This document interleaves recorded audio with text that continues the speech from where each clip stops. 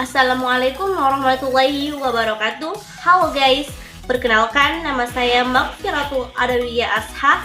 Saya merupakan mahasiswi dari Universitas Islam Negeri Alauddin Makassar, Fakultas Dakwah dan Komunikasi pada program studi jurnalistik dengan NIM 50512 1012.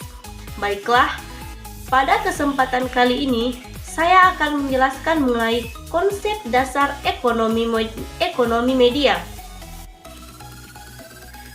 Pada pembahasan konsep dasar ekonomi media, sedikitnya terdapat 4 fokus kita. Fokus yang pertama menjelaskan mengenai pengertian ekonomi media.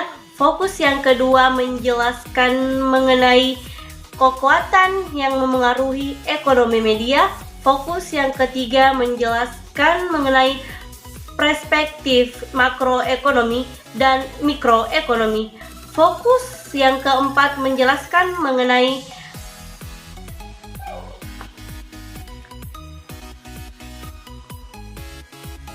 pengaruh industri media pada pendapatan negara. Langsung saja, yang pertama ialah pengertian ekonomi media. Pengertian ekonomi media secara harfiah terdiri dari 2 kata, yaitu ekonomi dan media. Ekonomi menurut Samuel Sanders dalam Usman KS pada tahun 2009 menjelaskan ekonomi media adalah studi tentang bagaimana manusia menggunakan sumber-sumber yang terbatas untuk memproduksi komoditas dan mendistribusikannya kepada manusia atau kelompok manusia lainnya. Media secara umum bisa didefinisikan sebagai sarana atau perantara atau penyebar dalam suatu proses komunikasi. Al-Barran dalam Usman KS tahun 2009 mendefinisikan ekonomi media sebagai studi tentang bagaimana industri media menggunakan sumber-sumber yang terbatas untuk menghasilkan jasa yang didistribusikan kepada konsumen dalam masyarakat untuk memenuhi berbagai keinginan dan kebutuhan. Selanjutnya ialah kekuatan yang mempengaruhi ekonomi media itu.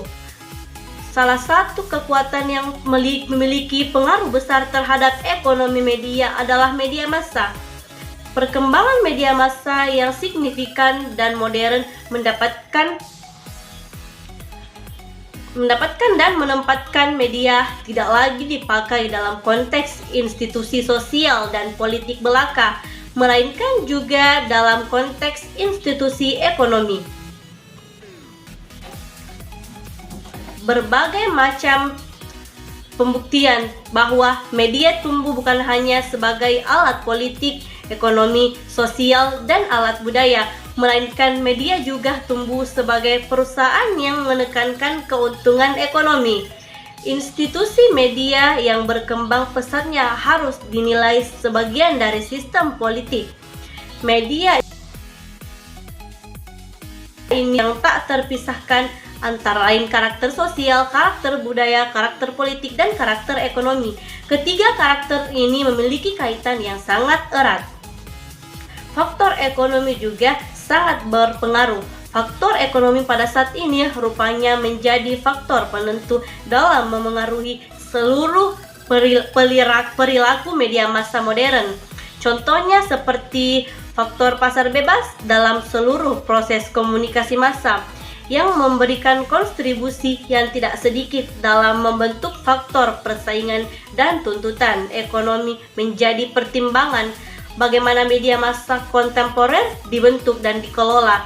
Agar kita lebih mampu memahami industri media, kita harus lebih memahami kekuatan besar apa sih yang memberi pengaruh terhadap media tersebut, pengaruh besar apa. Dan fokus berikutnya ialah perspektif makroekonomi dan mikroekonomi. Ekonomi makro merupakan studi holistik tentang struktur, perilaku, kinerja, proses pengambilan keputusan ekonomi di tingkat nasional. Objek makro adalah topik dalam sebuah negara secara keseluruhan karena makro bersifat keseluruhan, terdapat beberapa masalah dalam ruang lingkup ekonomi makro, seperti inflasi, pengangguran, ketimpangan, neraca pembayaran, dan masih banyak lagi. Selanjutnya ialah ekonomi mikro. Ekonomi mikro adalah suatu ilmu ekonomi yang menganalisis, melihat proses kegiatan-kegiatan ekonomi. Bahasa lain dari ekonomi mikro ialah mempelajari perilaku produsen dan konsumen beserta penentuan harga pasar, jasa, produk, dan kuantitas faktor input yang diperjualbelikan dalam pasar. Dalam teori ekonomi mikro juga mempelajari tentang kurva permintaan dan kurva penawaran, sehingga membantu memahami hubungan antara perubahan upah, pola pekerjaan yang tepat, dan memahami variabel gaya apa saja dalam suatu produksi barang dan jasa tertentu. Adapun hubungan antara permasalahan ekonomi mikro dan ekonomi makro ialah karena perilaku konsumen maupun produsen akan memengaruhi siklus ekonomi makro. Misalnya nih, ketika pendapatan konsumen naik turunnya akan diikuti dengan permintaan yang naik pula, sehingga akan menyebabkan inflasi yang dimana pendapat dan permintaan merupakan variabel dari ekonomi mikro, sedangkan inflasi merupakan variabel dari ekonomi makro. Contoh lainnya ialah karena adanya virus COVID-19 ini membuat pendapatan masyarakat terus menurun, sehingga mengakibatkan pertumbuhan ekonomi negara juga ikut menurun. Fokus yang terakhir ialah pengaruh industri media pada pendapatan negara. Dunia industri yang telah memasuki pasar memerlukan media promosi yang tidak hanya dapat dilakukan oleh perusahaan media, baik media cetak, radio, maupun televisi yang muncul setelah perang terjadi pada saat itu. Sejak saat itu, perusahaan media tidak lagi hanya menerima pendapatan dari para pelanggan, tetapi juga dari penerimaan iklan dan dunia usaha.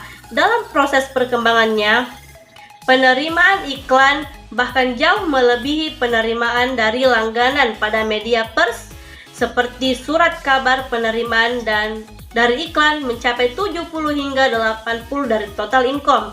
Pada radio dan televisi, di mana pemirsa atau pendengar tidak dipungut biaya, maka pemasukan mikro merupakan satu-satunya income atau 100%. Dari sini telah terlihat bahwa media tidak bisa dianggap lagi sebagai institusi sosial. Media telah menjadi perusahaan bisnis sebagaimana perusahaan lainnya, di mana profit atau laba menjadi motivasi dasarnya. Media juga harus bersaing di pasar, baik dalam merebut pasar kontennya atau pasar audiensnya. Pada zaman sekarang ini, industri media terbesar salah satunya ialah media industri. Dalam hal industri media, industri ini memiliki produk informasi yang dipasarkan, memiliki pengaruh dalam membentuk opini masyarakat, atau mampu membuat pasarnya sendiri. Banyaknya program dan channel TV juga dapat memengaruhi pendapatan negara. Sekian penjelasan dari saya. Kurang dan lebihnya mohon dimaafkan. Goodbye teman-teman, sampai jumpa di penugasan berikutnya. Saya Makfirah, pamit undur diri dari hadapan Anda. Wassalamualaikum warahmatullahi wabarakatuh.